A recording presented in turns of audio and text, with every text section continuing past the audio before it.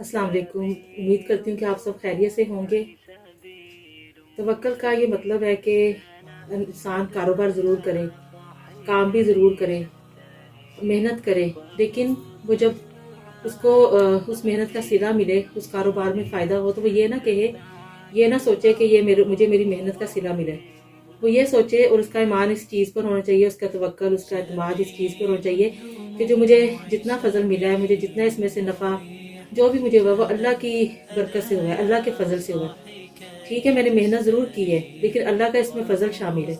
अगर अल्लाह ताला अपना फजल शामिल ना करे, बरकत ना डाले, तो हम जितनी भी मेहनत कर लें, हम जितना भी कोशिश कर लें, भाग दौड़ कर लें, तो हम ज़ीरो पे रहेंगे। तो अगर हम अल्लाह ताला का फजल, अल्लाह की रहमत, उसकी बरकत हमारे साथ होगी, तो फिर हम चाहे थोड़ा सा भी करें, तो अल्लाह ताला उसमें ऐसी बरकत डालेगा, ऐसी बरकत डालेगा कि वो हमारी ख़त्म होने का नाम नहीं देगी। और वो कहते हैं ना कि थोड़ा हो लेकिन बरकत वाला हो, तो ज़्यादा हो लेकिन अगर बेबरकती हो तो वो किसी काम की नहीं रहती। तो इसीलिए अल्लाह ताला की बरकत और रहमत सिर्फ उसी रिज़्क़ में आती है जिसमें इंसान को अल्लाह ताला पे पूरा यकीन और भरोसा और एतमाद और हलाल तरीके से वो कमा रहा हो। तो जब अल्लाह ताला ने उसको सारे असूल बताए हैं कमाई के, और जिस तरह अल्लाह ताला ने और उसके हबीब ने हमें जिस तरह हमें बताया कि कब किस टाइम और किस तरह करना है काम, उस तरीके से हम करेंगे तो फिर अल्लाह ताला का ज़रूर फजल और रहमत में शामिल होगा। बाकी ये है कि जो हम तो बहैसियत मुसलमान, हमें तो बिल्कुल तंगदस्ती का खौफ होना ही नहीं चाहिए। तंगदस्ती का खौफ हो तो उन लोगों के पास हो जिनके पास कलमा नहीं है। हम तो माशाल्लाह इतने प्यारे हबीब, इतने प्यारे महबूब की, अल्लाह ताला के महबूब की उम्मत हैं कि हमें तो उन्होंने कदम कदम पे बताए हैं। हमारे पास तो हमें तो उंगली पकड़ के चलना सिखाया है, हमें तो उंगली पकड़ने वाला है हमारे पास नबी, जिसने हमें बताया कि आपकी बरकत कैसे होगी, आप लोग अपने कारोबार को कैसे बढ़ा सकते हैं, आप किस तरह कर सकते हैं। तो इसके बावजूद अगर हम तंगदस्ती का, अपनी बदहाली का हर वक्त फिक्र करें, तो फिर ये हमारी बदनसीबी है और इसको कुछ नहीं कह सकते। जैसे वो एक वाक़या हज़रत अब्दुल्ला बिन मसूद का है, उनकी एक रवायत में आता है कि हज़रत अब्दुल्ला बिन मसूद एक सहाबी गुजरे हैं। तो वो जब बहुत ज़्यादा बीमार हो गए, आखिरी वक़्त आन पहुंचा उनके ऊपर और नज़ा के आलम में थे, तो हज़रत उस्मान गनी तशरीफ़ लाए उनके घर में। और इनके हज़रत अब्दुल्ला बिन मसूद की बेटियां ही बेटियां थी। तो उन्होंने जब वो देखा कि वो आखिरी वक़्त है, उनका नज़ा के आलम में है, तो उन्होंने सोने की अशरफियों की 2 थैलियां दी हज़रत अब्दुल्ला बिन मसूद को। हज़रत उस्मान गनी ने हज़रत अब्दुल्ला बिन मसूद को कहा कि ये मेरी तरफ से आपके लिए तोहफ़ा है। तो हज़रत अब्दुल्ला मसूद फरमाने लगे कि मैं तो मर रहा हूँ, मैं इसका क्या करूँगा? उन्होंने कहा मैं जानता हूँ, लेकिन ये आपकी बेटियों के लिए है कि उनके काम आएगा आपके बाद। तो उन्होंने कहा कि नहीं, मेरी बेटियों को इसकी ज़रूरत नहीं है। क्यों? इसलिए कि मेरी बेटियों को मैंने वो चीज़ दे के जा रहा हूँ कि वो अगर वो उसके ऊपर अमल करती रहेंगी तो उनको फिर किसी अशरफियों की थैलियों की किसी चीज़ की ज़रूरत नहीं रहेगी। अल्लाह खुद उनकी मदद के लिए काफ़ी होगा। मैंने उनको बता के गया हूँ कि रोज़ मगरिब के बाद सूरह वाक़िया पढ़ा करना, कि जो भी मैंने हज़ूर पाक सल्लल्लाहु अलैहि वसल्लम से सुना है कि उन्होंने फरमाया था कि जो भी शख्स हर मगरिब की नमाज के बाद सूरह वाक़िया की तिलावत करता है, तो अल्लाह ताला उनके कभी उनको तंगदस्ती की, कभी उनको शिकायत नहीं होती और हमेशा उनके घर में फरागी रहती है और वो हमेशा अल्लाह उनको वाफर मिक़दार में रिज़्क़ देते हैं।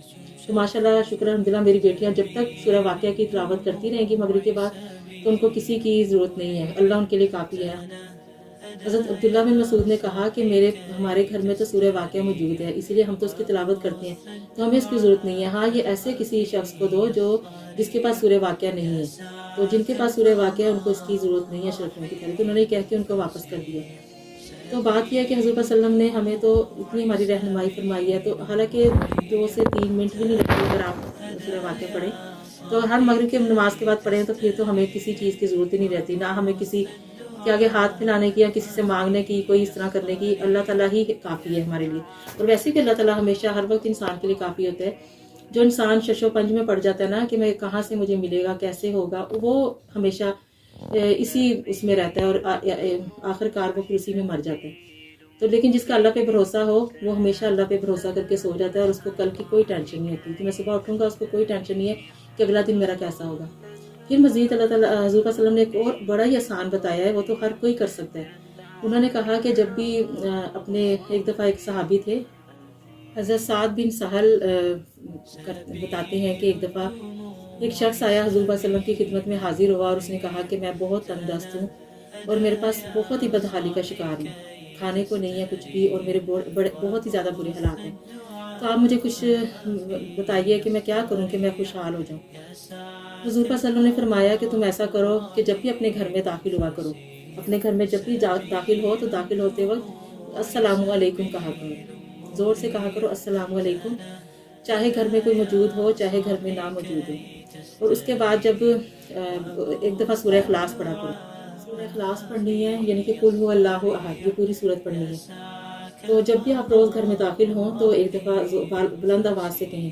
اور جب اہل خانہ موجود ہوں ٹھیک ہے، اور جس دن اہل خانہ موجود نہ ہو تو اس دن بھی آپ سلام کہیں. تو حضور صلی اللہ علیہ وسلم نے فرمایا کہ وہ آپ مجھے سلام بھیج دیا کریں، مجھے سلام کہہ دیا کریں.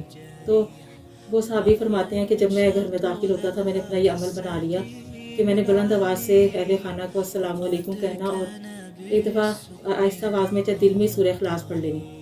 اور جس دن گھر والے موجود نہیں ہوتے تھے اس دن تو مجھے چار چڑھ جاتے تھے، تو میں نے السلام علیکم کہہ دینا حضور پاک صلی اللہ علیہ وسلم کو. تو اس کے بعد یہ کہتے ہیں کہ میں ماشاءاللہ کچھ دنوں میں اللہ تعالیٰ نے مجھے اتنا غنی کر دیا، اتنا ماشاءاللہ میرے پاس خوشحالی آ گئی کہ میں حیرت زدہ رہ گیا کہ میرے گھر میں تو خوشحالی آنی تھی.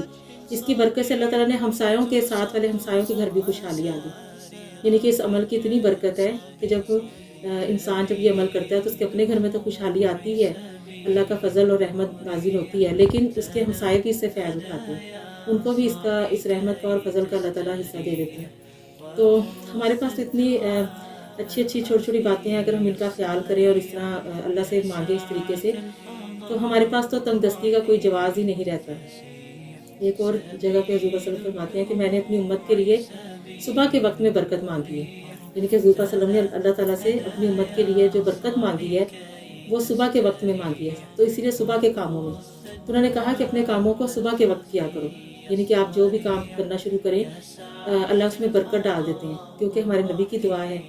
تو جب ہم نے کاروبار کرنا ہے، کوئی بھی اپنا دیکھا نہیں آپ نے گاؤں میں لوگ صبح صبح کھیتی باڑی کے لیے نکل جاتے ہیں، اور بھی کافی تو جتنے بھی لوگوں نے کام کرنے ہوتے ہیں وہ صبح صبح میں کرتے ہیں. تو پھر جیسے کوئی بندہ پھر اس کے بعد دوپہر میں کرتا ہے، رات میں کرتا ہے، تو وہ برکت پھر کم ہوتی جاتی ہے، ختم ہوتی جاتی ہے.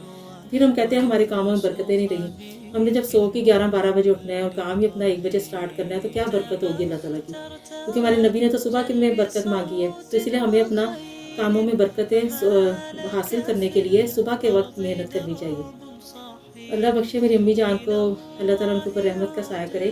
حالانکہ وہ بہت سادہ خاتون تھی، بالکل پڑھی لکھی نہیں تھی، لیکن وہ ہمیشہ ان کے ذہن میں ایک نانی ماں نے بات بٹھائی ہوئی تھی کہ کام وہی اچھا ہوتا ہے جو صبح صبح کیا جائے. تو میری امی کی ہمیشہ عادت تھی کہ وہ جو بھی کام شروع کرتی تھی، انہوں نے کوئی کام کرنا ہوتا تھا تو وہ صبح کا وقت منتخب کیا کرتی تھی.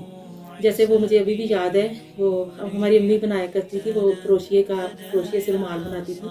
اور بھی اس طرح کا کوئی اون سلائیوں کا کام کرنا ہے، کروشیے کا کوئی کام کرنا ہے، کسی قسم کا کوئی بھی کام کرنا ہے، تو جیسے امی انتظار کرتی تھی کہ نہیں میں صبح کے وقت کروں گی، میں نے جب سٹارٹ کرنا ہے اس کی ابتدا کرنی ہے تو میں صبح کے وقت کروں گی. تو ہم بلکہ تب ہمیں اس بات کی سمجھ نہیں آتی تھی، اور ہم کہتے تھے کہ ہمیں صبح میں کیا ہے، اگر ابھی دوپہر میں چاہیے تو آپ ابھی شروع کریں یا آپ شام میں شروع کریں. وہ کہتی تھی نہیں انتظار کرو، میں صبح میں کروں گی، پھر بہت جلدی میرا کام. امی کہتی تھی میں یہ صبح دے ٹائم کام کرا، میرے کام جلدی نبڑ جاتا ہے. کہتی ہوتی تھی میرا کام جلدی ختم ہو جاتا ہے اور برکت ہوتی ہے. تو یہ میں اگر صبح دے ٹائم نہ کراں، کسی اور ٹائم تے کراں تو پھر میرا کام لٹک جاتا ہے، وہ پھر میرا کام پورا ہی نہیں ہوتا. وہ ایسی بے برکتی پہنتی ہے کہ میرا کام لٹکا ہی رہتا ہے. تو وہ بڑی سادہ خاتون تھی، حالانکہ انہوں نے نہ یہ حدیثیں پڑھی تھیں نہ انہوں نے اس کے بارے میں کوئی علم حاصل کیا تھا، لیکن ان کا ایک توکل تھا، ایک یقین تھا. بڑوں سے انہوں نے باتیں سنی ہوئی تھیں کہ صبح کے ٹائم جو کام کیا جائے اس میں برکت ہوتی ہے. تو وہی پھر ہمارے اندر بھی یہ امی نے بات ٹرانسفر کرنے کی کوشش کی کہ اپنے کاموں کو صبح کے ٹائم انجام دیا کرو. تو اگر ہم چاہتے ہیں کہ ہمارے رزق میں برکت ہو، ہمارے کاموں میں برکت ہو، کاروبار میں برکت ہو، عمر میں، صحت میں، ہر چیز میں برکت ہو، تو آپ ان چیزوں کا، چھوٹی چھوٹی چیزوں کا خاص خیال رکھیں.